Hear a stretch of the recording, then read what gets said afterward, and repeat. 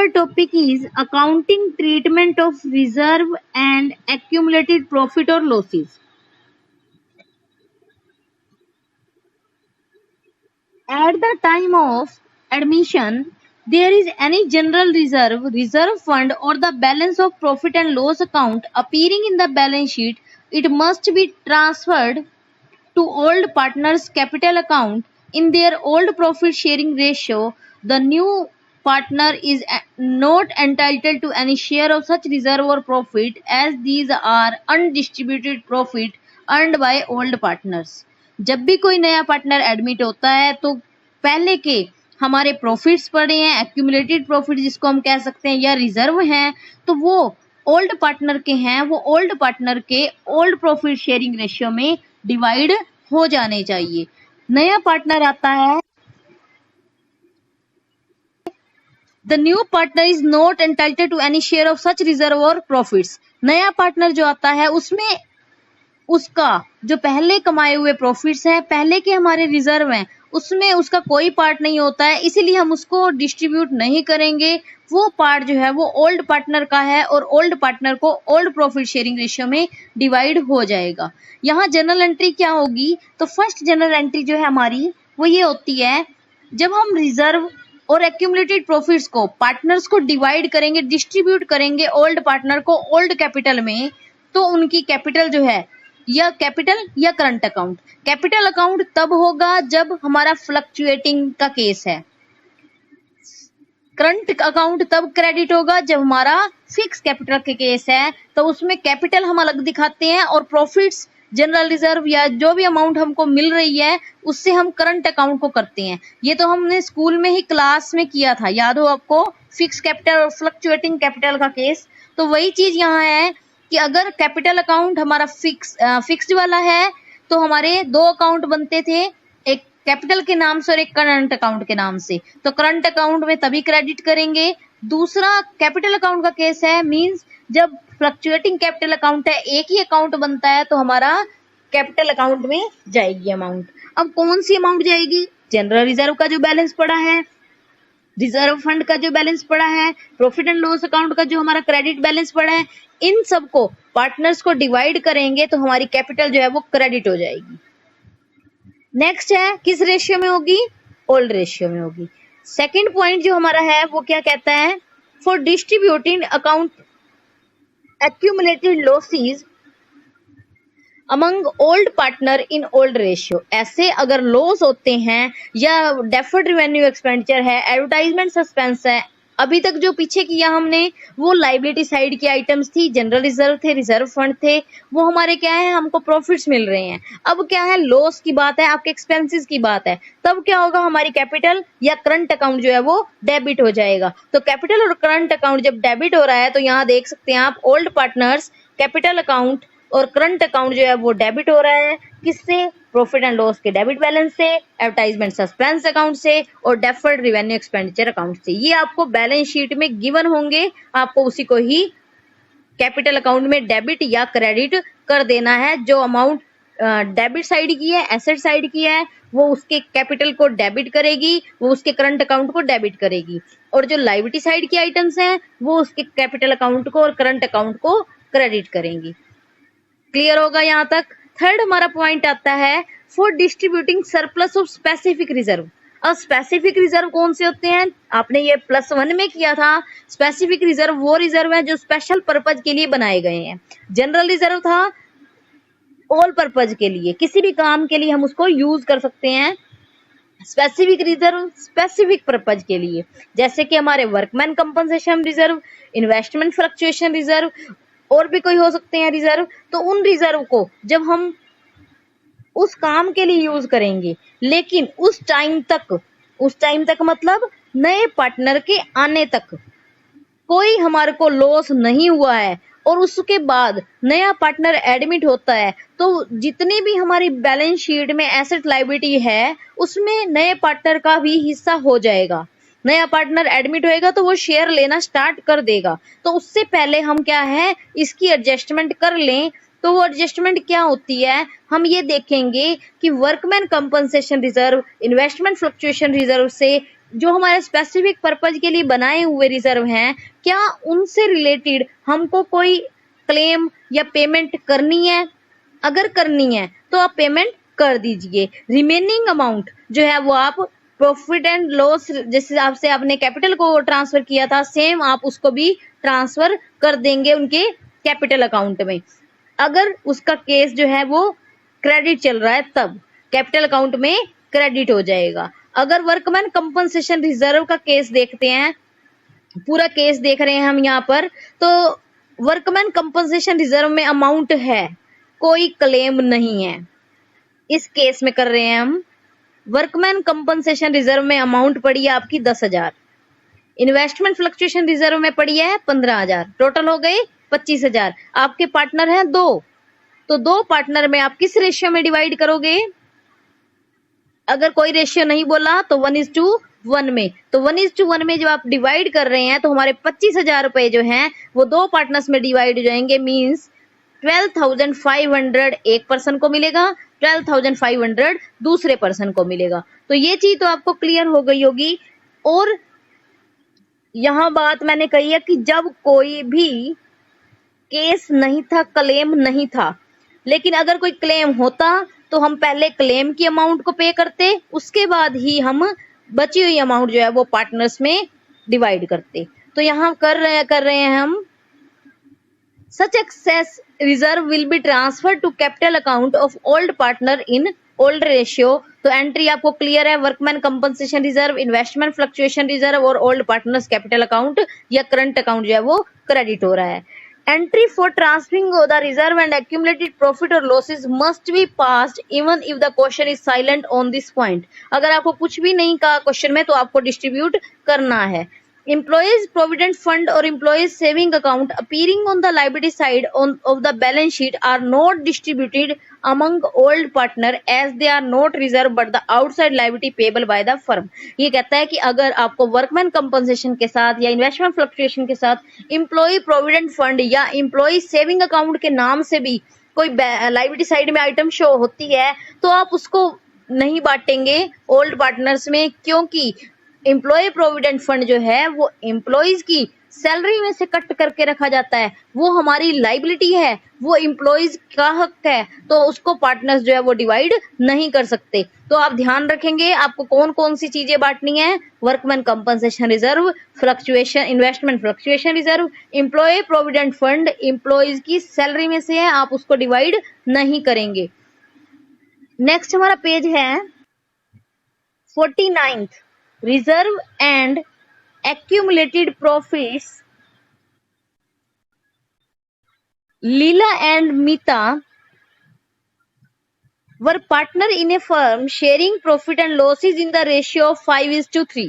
On 1st April 2018, they admit Om as a new partner. On the date of Om's admission, the balance sheet of Leela and Mita showed a balance of rupees 1,60,000 and in general reserve का balance जो है वो 1,60,000 है और profit and loss का credit balance जो है वो 2,40,000 है। अब वो एडमिट किसको कर रहे हैं? ओम को।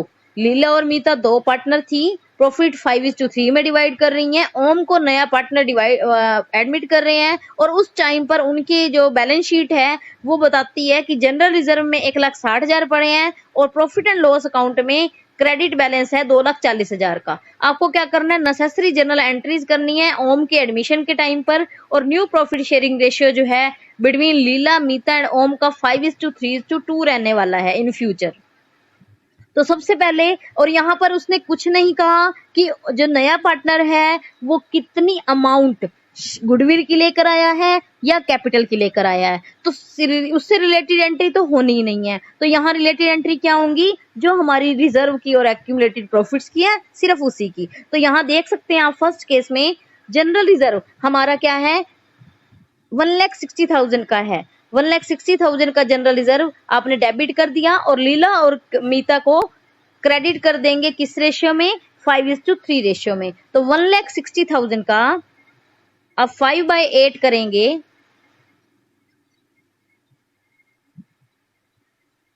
5/8 करेंगे तो कट करने के बाद आपका आ जाता है 1,20,000 हुआ, 20,000 मल्टीप्लाई में 5 करेंगे 1 लाख उसका आ गया और 60,000 दूसरे पर्सन का आ चुका। फिर क्या है, प्रॉफिट एंड लॉस की भी सेम वही बात है। 2,40,000 की अमाउंट क्रेडिट बैलेंस है, पहले क्रेडिट होता है तो अब क्या हो जाएगा, राइट ऑफ करेंगे, डिवाइड करेंगे तो क्या हो जाएगा, डेबिट हो जाता है। तो जनरल रिजर्व भी सेम लायबिलिटी साइड में होता है, जब राइट ऑफ किया या डिवाइड किया, पार्टनर्स में ट्रांसफर किया तो क्या हो जाएगा, डेबिट हो जाएगा। Same profit and loss account भी 2,40,000 का है तो 5:3 रेशियो में करेंगे तो 1,50,000 और 90,000 हमारा हो जाता है। सेकंड क्वेश्चन जो है आपका राम एंड मोहन का है। Ram and Mohan were partner in A firm sharing profit in the ratio 4:1। On 1st March 2018, they admit Sohan as a new partner for 1/3 share in the profit of the firm. They fix the new profit sharing ratio 4:2:3 और उस date पर admission के time पर जो balance है वो 32,000 का debit balance show हो रहा है। अब देखो प्रॉफिट एंड लॉस का डेबिट बैलेंस मतलब लॉस शो हो रही है, तो लॉस को क्या करोगे, पार्टनर्स को डिवाइड करेंगे तो पार्टनर की कैपिटल जो है प्रॉफिट होने से बढ़ती है, लॉस होने से कम होती है। तो कैपिटल कम होगी कहाँ, डेबिट साइड में। तो डेबिट साइड में आपने यहाँ पर राम और मोहन की कैपिटल को 4:1 रेशियो में जो है कम कर दिया है। और आगे दिखा रहा है the also had reserve 1 lakh, reserve के भी दिखाना है। तो रिजर्व की कैपिटल जो है वो डिवाइड करेंगे पार्टनर्स में, तो आप कर देंगे general reserve account debit, partners capital account credit, मतलब to Ram's capital to Mohan's capital 4:1 ratio में। तो हमारा आ जाएगा ये 4/5 मल्टीप्लाई में 1,80,000 और 20,000। नेक्स्ट है Sohan is to bring 60,000 as premium for his share of goodwill. Sohan जो है गुडविल की अमाउंट लेकर आया है। जब गुडविल की अमाउंट लेकर आ रहा है तो उसको कितना पार्ट मिल रहा है पार्टनर्स का, तो वो चीज जो है हम उसके अकॉर्डिंग उनका जो रेशियो है उसको मिल रहा है कितना पार्ट, 3/9। 3/9 मीन्स 1/3। तो 1/3 पार्ट के लिए वो लेकर आ रहा है। अब 1/3 पार्ट उसने किससे लिया है, 4:, वो उन पार्टनर का हम सैक्रिफाइसिंग रेशियो निकाल लेंगे और उसके बेस पे करेंगे। देखेंगे यहाँ आप यहाँ देख सकते हैं जो यहाँ पर इसने रेशियो निकाला है सैक्रिफाइसिंग और गेन रेशियो जो है हमारा 4:1 ओल्ड रेशियो था, न्यू रेशियो 4:2:3 है, जिसके बेस पर आपका जो ये रेशियो निकल जाता है 16:1 एंड 15/45। मतलब मोहन और सोहन 2 पर्सन गेन कर रहे हैं। अब पहले तो हम पर्सन की एंट्री करेंगे जो पर्सन गुडविल लेकर आया है। तो bank account debit to premium for goodwill के 16,000 हो गए। अब प्रीमियम फॉर गुडविल की अमाउंट जो 60,000 थे, 60,000 को कौन लेगा, जो पर्सन सैक्रिफाइस कर रहा है मींस राम लेगा। तो राम पूरा ले लेगा उसका 60,000 तो, लेकिन साथ ही हम क्या करेंगे यहाँ पर मोहन से भी 145 जो है पार्ट मंगवाएंगे। तो 60,000 का 145 कितना हो जाएगा, मींस जो है 4,000 हमारा हो जाएगा, जितना पार्ट जो है वो गेन कर रहा है। तो 4,000 जो है हम उससे मंगवा लेंगे। साथ में आप यहाँ देख सकते हैं 4,000, क्योंकि हम टोटल गुडविल की अमाउंट को करेंगे। यहाँ मैं आपको नोटबुक में करके दिखाती हूँ। हमारी जो गुडविल की अमाउंट थी पर्सन लेकर आया है कितनी, 60,000। तो 60,000 में क्या रेशियो था उसका, 1/3 था। अगर हम 60,000 के लिए 1/3 पार्ट मंगा रहे हैं तो पूरी गुडविल की वैल्यू क्या है, टोटल गुडविल। तो 60,000 मल्टीप्लाई 3/1 किया तो 1,80,000 हो जाएगा। 1,80,000 में जो पर्सन गेन कर रहा है, गेन कितना पार्ट कर रहा है, 1/45। कौन कर रहा था, मोहन कर रहा था। तो मोहन जो है 145 की गुडविल अब पे कर देगा। तो 145 को कट करेंगे हम तो आ जाएगा हमारा, कट करने के बाद 15 3 जा एंड 15 को हमने इससे किया तो आ जाएगा हमारा 12,000। फिर 3 को हमने कट करा 4,000 हो जाएगा। अब यहाँ दोबारा देख सकते हैं 1,80,000 1/45 करा, 15 से करा, 15 3 जा एंड 15 को करा तो 12,000 हुआ, 3 से करा 4,000। तो हमारी जो गुडविल की अमाउंट है वो हमारी क्या आ गई, 4,000 है, जो कि मोहन से मंगा रहे हैं। तो एंट्री क्या हो रही थी, प्रीमियम फॉर गुडविल जो पर्सन लेकर आया था, और मोहन की कैपिटल क्या हो जाएगी, डेबिट हो जाएगी, क्योंकि मोहन को पे करना पड़ेगा और किस जो पर्सन सेक्रीफाइस कर रहा था उसकी कैपिटल जो है वो 64,000 से क्रेडिट हो जाएगी। स्टेटमेंट में आप बता सकते हैं मेरे को क्या नाम था। आप देख सकते हैं ये क्वेश्चन में कि हमारा मोहन की कैपिटल और राम की कैपिटल, हमने मोहन की कैपिटल को डेबिट किया है, राम की कैपिटल को क्रेडिट किया है। नेक्स्ट हमारा टॉपिक आता है वर्कमैन कंपनसेशन रिजर्व का। वर्कमैन कंपनसेशन रिजर्व में क्या है, वर्कमैन कंपनसेशन रिजर्व ये आपने +1 में भी किया था। ऐसा रिजर्व जो हमारे पर्सन वर्कर्स काम कर रहे हैं, इन फ्यूचर उनके साथ कुछ हैपनिंग, कुछ एक्सीडेंट या कुछ भी प्रॉब्लम्स आती है तो उसके लिए हमको कंपनसेट करना पड़ता है, हमको उसको पे करनी पड़ती है वो अमाउंट, क्योंकि वो हमारे वहाँ जो जॉब कर रहे हैं पर्सन, उनको अगर हमारे ही ऑफिस में या हमारे ही फैक्ट्री में अगर उनके साथ कोई एक्सीडेंट या हैपनिंग हो जाती है तो कंपनी को, फर्म को पे करना पड़ता है। जब फर्म को पे करना पड़ेगा तो वो अमाउंट अगर ज्यादा मात्रा में हो जाती है और उस टाइम पर हम उस लॉस को पूरा नहीं कर पाए या हम ज्यादा अमाउंट होने पर हमारे को ज्यादा लॉस हो जाए, तो इससे बचने के लिए हम शुरू से एक रिजर्व बना लेते हैं जिसका नाम वर्कमैन कंपनसेशन रिजर्व है, जो कि एक स्पेसिफिक रिजर्व है, स्पेशल पर्पज के लिए बनाया गया है। अगर नए पार्टनर के आने से पहले तक कोई भी आपको लॉस नहीं हुआ है या कोई भी ऐसी हैपनिंग नहीं हुई है जिससे आपको क्लेम देना पड़ा हो, तो वो अमाउंट सारी की सारी आप पार्टनर्स में, ओल्ड पार्टनर्स में ओल्ड प्रॉफिट शेयरिंग रेशियो में डिवाइड कर देते हैं। तो यहाँ हम देख सकते हैं फर्स्ट केस हमारा जो है, is there is no claim against workman compensation reserve, in such a case the entire amount of workman compensation reserve is credited to the capital account of old partners in their old profit sharing ratio। Clear यहाँ पर कि old profit sharing ratio में कर रहे हैं divide, तो क्या होगा, वर्कमैन कंपनसेशन रिजर्व हमारी लाइबिलिटी होती है, लाइबिलिटी में अमाउंट पड़ी थी, अब पहले क्रेडिट थी, अब जब डिवाइड करेंगे तो क्या हो जाएगी, डेबिट हो जाएगी, और पार्टनर का कैपिटल अकाउंट क्या हो जाएगा, क्रेडिट हो जाएगा। किस रेशियो में, ओल्ड पार्टनर का ओल्ड प्रॉफिट शेयरिंग रेशियो में। नेक्स्ट हमारा आता है second, if the claim for workman compensation is lower than the amount of workman compensation reserve. अब रिजर्व में पड़े हैं 15,000, क्लेम आया है 10,000, तो 5,000 अभी बच रहे हैं, क्लेम लोअर देन है, तो क्या होगा, जो 5,000 बचे हैं वो हम क्या करेंगे, पार्टनर्स में ओल्ड प्रॉफिट रेशियो में ओल्ड पार्टनर्स में डिवाइड कर देंगे। तो यहाँ एंट्री क्या होगी, workman compensation reserve account debit to provision for workman compensation, या क्लेम के नाम से आप कह सकते हैं, और बाकी की बची हुई amount to partners capital account में। तो यहाँ आप देख सकते हैं,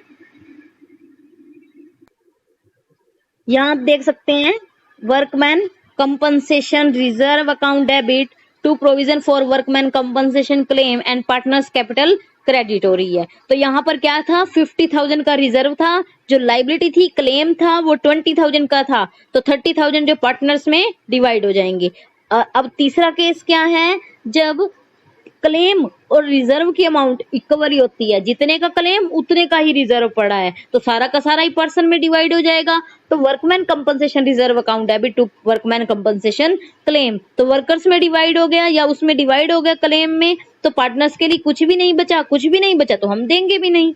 नेक्स्ट हमारा जो केस है वो क्या कहता है, if the claim is more than, अब देखो अभी तक तो पार्टनर्स को मिल रहा था, जब कौन से केस थे हमारे, चाहे वो लोअर देन का केस था, चाहे वो इक्वल के केस में कुछ नहीं मिला, कुछ नहीं दिया, और हमारे एक्सेस वाले अमाउंट थी कि सारी की सारी ही नो क्लेम था उस केस में। अब जो हमारा टॉपिक है वो क्या है, मोर than the amount of workman compensation reserve, आपके पास जो पैसा है उससे ज्यादा का क्लेम आ रखा है, आपके पास अमाउंट है 50,000, क्लेम आ गया 60,000, तो उस केस में हम क्या करेंगे, हमारे को अनरिकॉर्डेड लाइबिलिटी का केस क्रिएट हो रहा है। आपने रिवैल्यूएशन अकाउंट बनाया, रिवैल्यूएशन अकाउंट में अगर आपकी लाइबिलिटीज ज्यादा हो जाती हैं या फिर जो रिकॉर्ड में ही नहीं है, अब आपकी रिकॉर्ड में कितनी थी, 50,000 के रिजर्व तक थी, लेकिन यहाँ कितना हो रहा है, 60,000 तक हो रहा है, तो 10,000 का जो आपका है वो कहाँ जाएगा, रिवैल्यूएशन अकाउंट जो है उससे लॉस दिखाता है। रिवैल्यूएशन अकाउंट नॉमिनल नेचर का होता है, जो कि हमारे रिवैल्यूएशन अकाउंट को डेबिट कर देगा, मींस जो भी एक्सपेंसेस और लॉसेस हैं वो हमारे डेबिट साइड में रिकॉर्ड होते हैं। तो यहाँ आप देख सकते हैं कि वर्कमैन कंपनसेशन 50,000 तो आपने रिजर्व में से पूरे कर लिए, बचे जो 10,000 वो आप क्या करोगे, रिवैल्यूएशन में ट्रांसफर करोगे, और क्लेम तो हमने पे करना ही है। तो क्या होगा, provision for workman compensation claim account हो गया, अकाउंट में ट्रांसफर कर दी प्रोविजन वाले में। आप ध्यान रखना, यहाँ पर आप अभी बैंक से पे नहीं कर रहे हैं। जब बैंक से पे करते हैं तो बैंक से पेमेंट की एंट्री अलग से शो होती है। इसका इफेक्ट जो है वो बैलेंस शीट में क्या रहता है कि ये provision for workman compensation claim account से लायबिलिटी साइड में ही शो होता रहता है। कैश के ऊपर कोई फर्क नहीं पड़ता है। कैश पर तब फर्क पड़ता है जब आपका provision for workman compensation claim वाली अमाउंट पे कर दी जाएगी तो कैश का बैलेंस जो है कम हो जाएगा, और यहाँ लायबिलिटी साइड में भी आप दिखाना बंद कर दोगे। लेकिन जब तक पेमेंट की बात नहीं कही जाती तब तक आप इसको provision for workman compensation claim के नाम से दिखाते हैं, और ये लायबिलिटी साइड में ही शो होता रहता है जब तक पे ना कर दिया जाए। आएगा वो बाद में टॉपिक, लेकिन ठीक है, थोड़ा साथ साथ बताते रहो तो जितनी बार बताऊंगी उतनी बार जो है आपको याद रहेगा, क्लियर रहेगा। तो अभी फिलहाल इतना ही है कि रिवैल्यूएशन अकाउंट डेबिट हो रहा है प्रोविजन फॉर वर्कमैन कंपनसेशन से 10,000 रुपए एक्स्ट्रा से। और ये रिवैल्यूएशन का जो टॉपिक है वो हमारे पार्टनर का अगर लॉस अमाउंट बनती है, मींस डेबिट और क्रेडिट साइड का टोटल करने पर हमारा लॉस आता है, तो हम क्या है, पार्टनर्स की कैपिटल अकाउंट डेबिट कर देते हैं। ये पूरा जो है आपका रिवैल्यूएशन अकाउंट बनने के बाद होगा, मींस पूरे प्रॉफिट और लॉस जो हैं तभी ही शो होंगे। लेकिन अगर खाली ही हम इसका केस कर रहे हैं तो पार्टनर्स कैपिटल इस केस में रिवैल्यूएशन के लॉस की वजह से डेबिट हो जाएगी। अब इससे रिलेटेड 51 क्वेश्चन है, A B C are partner sharing profit and losses in the ratio 2:2:1. They admitted D for 1/4 share with effect from 1st April 2017 on exact of their balance sheet as at 31st March 2017 is as follows. 1/4 share के लिए उसने D को admit किया है, और workman compensation reserve में 80,000 पड़े हैं। हमारा फर्स्ट पॉइंट क्या कहता है, there is no other information, कोई इन्फॉर्मेशन नहीं है, मींस कोई क्लेम नहीं है। तो नहीं है तो हम क्या करेंगे, 2:2:1 में एबीसी में वर्कमैन कंपनसेशन रिजर्व को डिवाइड कर देंगे। जब हम डिवाइड करेंगे तो हमारी जनरल एंट्री क्या होगी, workman compensation reserve account debit to partners A to B to C's capital account, किस रेशियो में, 2:2:1 रेशियो में। तो 80,000 का 2/5 और 1/5 करके आप जो है वो कर लेंगे। नेक्स्ट जो हमारा केस है वो कहता है कि 50,000 हमारी अमाउंट है, सॉरी रिजर्व में 80,000 है, लेकिन एस्टिमेटेड जो क्लेम है वो 50,000 का है, तो 30,000 हमारे पास एक्स्ट्रा अमाउंट है जो कि 2:2:1 में डिवाइड हो जाएगी। थर्ड केस कहता है हमारे पास क्लेम में 80,000 अमाउंट है और रिजर्व में भी 80,000 अमाउंट है, पूरी की पूरी डिस्ट्रीब्यूट होगी। तो जनरल एंट्री क्या होगी, workman compensation reserve account debit to provision for workman compensation claim, 80,000 ऊपर 80,000 ही नीचे। सेकंड हमारी फोर्थ केस हमारा है, if A claim for workman compensation is estimated for 1 lakh. अब 1 लाख का है हमारा क्लेम, 1 लाख का, रिजर्व 80,000 के, तो एंट्री क्या हो जाएगी, लॉस हो रहा है, रिवैल्यूएशन अकाउंट डेबिट हो रहा है, तो एंट्री हो जाएगी workman compensation reserve account debit, revaluation account debit to provision for workman compensation claim 1 lakh से। तो आप यहां देख सकते हैं नेक्स्ट पेज पे, तो यहां आप देख सकते हैं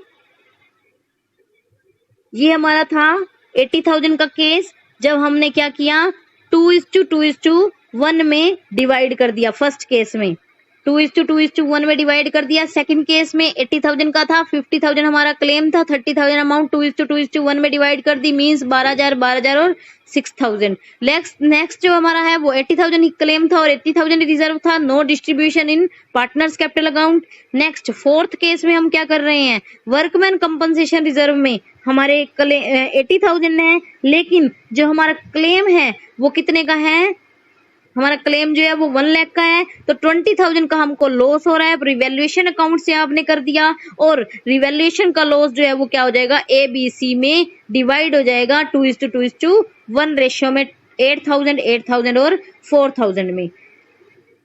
इससे रिलेटेड नेक्स्ट टॉपिक आप खुद से करेंगे।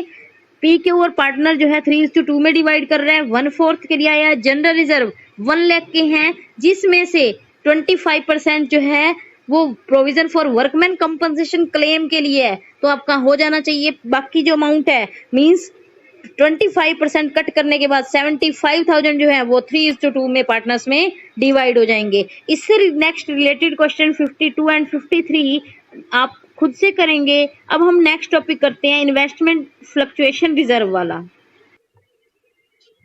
इन्वेस्टमेंट फ्लक्चुएशन रिजर्व में क्या है, this reserve is credited out of firms profit to meet the fall in the market value of investment.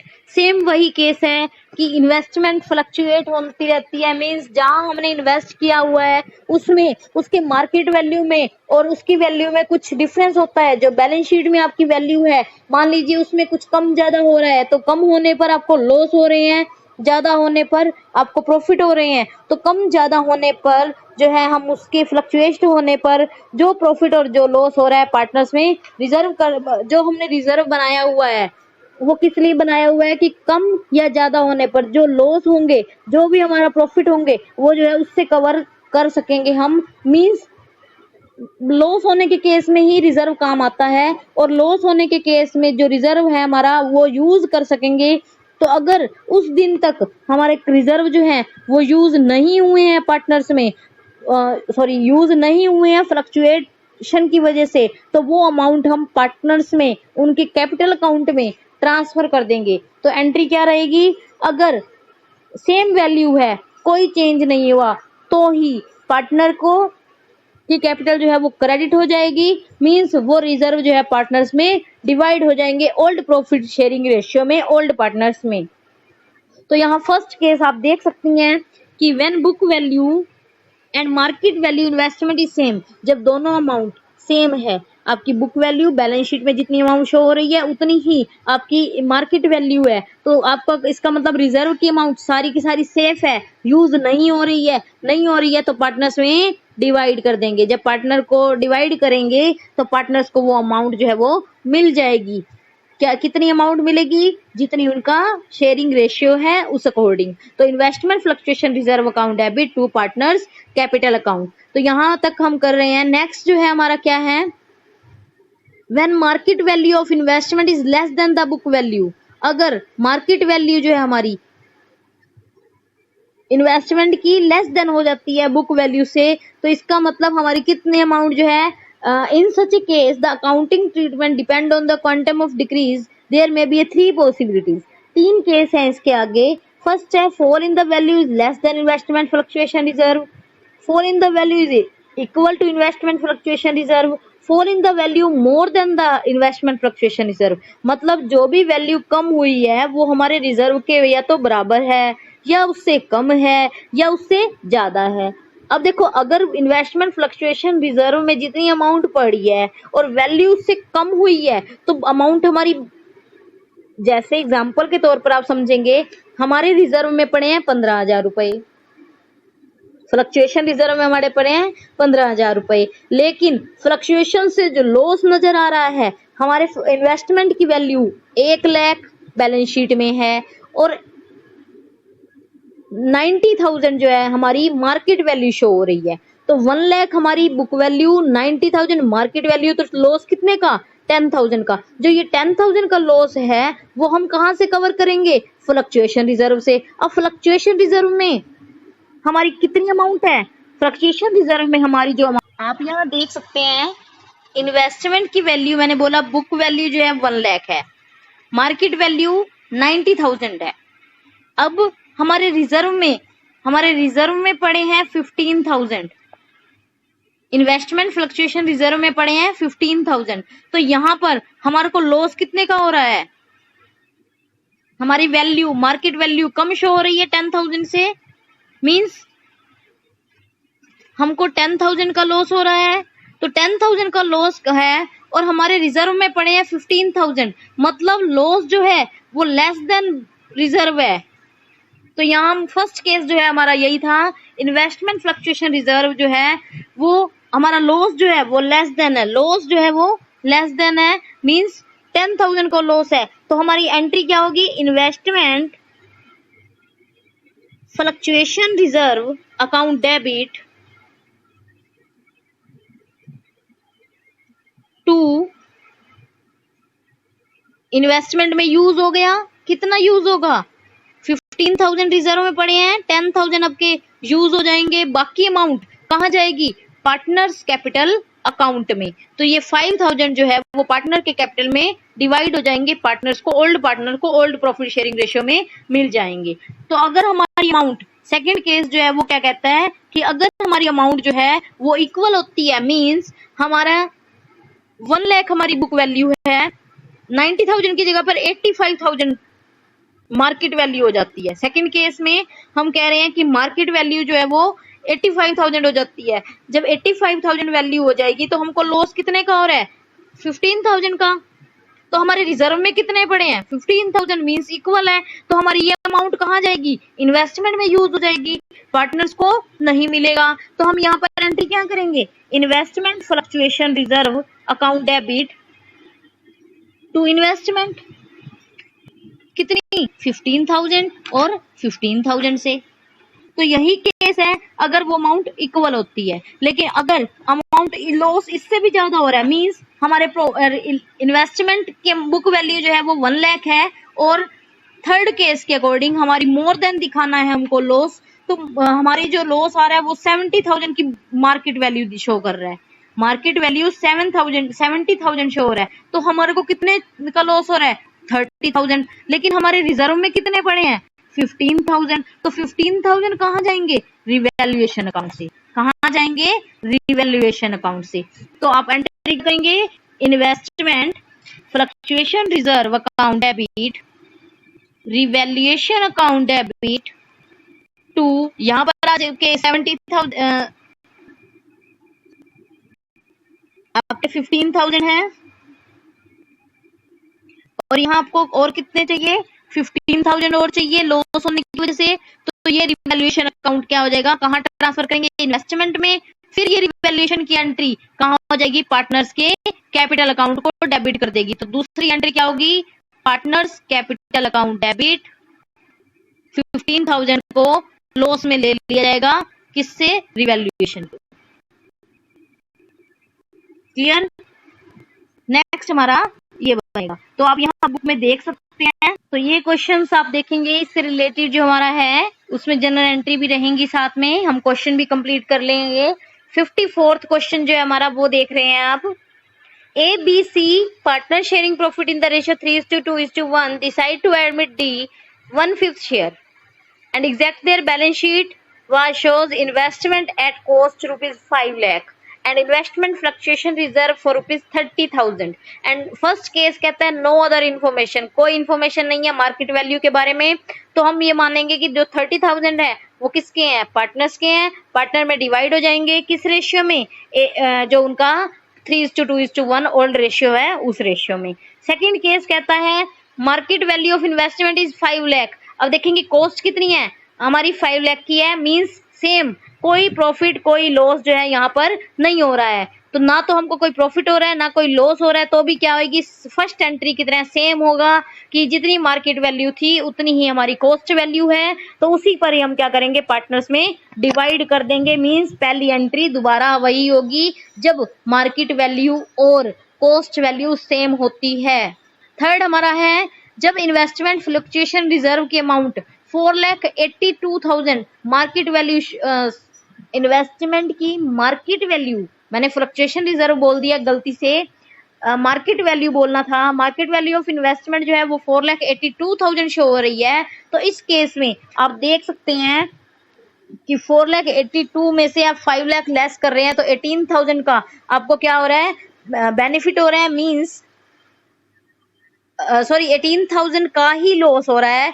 आपको बेनिफिट जो हो रहा है वो 12,000 का हो रहा है। क्यों हो रहा है 12,000 का, क्योंकि आपके रिजर्व में 30,000 है, 18,000 के आपका इन्वेस्टमेंट में यूज हो जाएगा, क्योंकि इन्वेस्टमेंट की वैल्यू जो है वो कम शो हो रही है, तो 18,000 का आपका यूज होगा। 12,000 का आपका बेनिफिट हुआ, मींस पार्टनर, ओल्ड पार्टनर को बेनिफिट हुआ, ओल्ड पार्टनर को मिल जाएंगे किस रेशियो में, 3:2:1 रेशियो में। एंड फोर्थ केस में कहता है कि वैल्यू जो है वो 4,55,000 है। आपको कितनी अमाउंट आपकी थी, 5 लाख थी। अब आपको कितने का लॉस हो रहा है, 45,000 का लॉस हो रहा है, लेकिन 30,000 तो हमारे रिजर्व में ही है, तो 30,000 हम रिजर्व में से यूज करेंगे, 15,000 आपके रिवैल्यूएशन में जाएंगे, और यही रिवैल्यूएशन के आपके एबीसी में पार्टनर में डिवाइड हो जाएंगे किस रेशियो में, 3:2:1 रेशियो में। यही पीछे मैंने बताया था। नेक्स्ट है हमारा, if the market value of investment 5,24,000, अगर वैल्यू बढ़ी हुई दिखती है तो आप पूरा का पूरा रिजर्व का पैसा जो है वो डिवाइड कर लेंगे, आपको रिजर्व को यूज करने की पार्टनर्स में जरूरत नहीं होगी। तब भी क्या एंट्री होगी हमारी, सेम वही एंट्री होगी जो उस केस में हुई थी। फर्स्ट केस में इन्वेस्टमेंट फ्लक्चुएशन की अमाउंट जो है वो आप डिवाइड कर देंगे पार्टनर्स में। तो आप यहाँ देख सकते हैं कि इन्वेस्टमेंट की वैल्यू जो है पहले हमारी क्या थी, इंक्रीज हुई थी, तो हमारे 30,000 मैंने बोला कि आप पार्टनर्स में डिवाइड कर देंगे। अब देखिए, डिवाइड तो आपने कर दिया, लेकिन साथ ही साथ आपको इन्वेस्टमेंट, हमारी अनरिकॉर्डेड एसेट्स जो वैल्यू बढ़कर दिख रही है, वो रिवैल्यूएशन का अब प्रॉफिट बन गया, और ये प्रॉफिट जो है हमारा पार्टनर्स में डिवाइड हो जाएगा। तो पार्टनर्स की कैपिटल अकाउंट क्या हो रही है, क्रेडिट हो रही है इस केस में। यहाँ देख सकते हैं आप,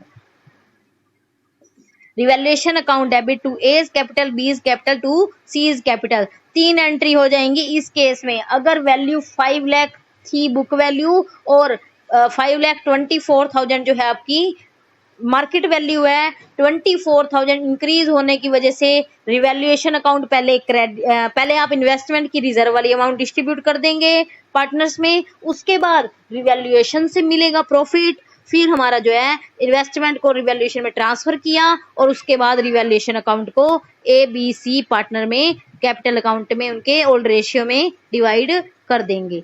नेक्स्ट 55 क्वेश्चन एंड 56 क्वेश्चन जो है आप खुद से ट्राई करेंगे, और इसके मुझे लिंक में आप जो है सेंड कर सकते हैं। आप क्वेश्चन कंप्लीट करने के बाद अगर कोई प्रॉब्लम है तो वो भी आप मुझे सेंड करेंगे। Thank you and bye bye.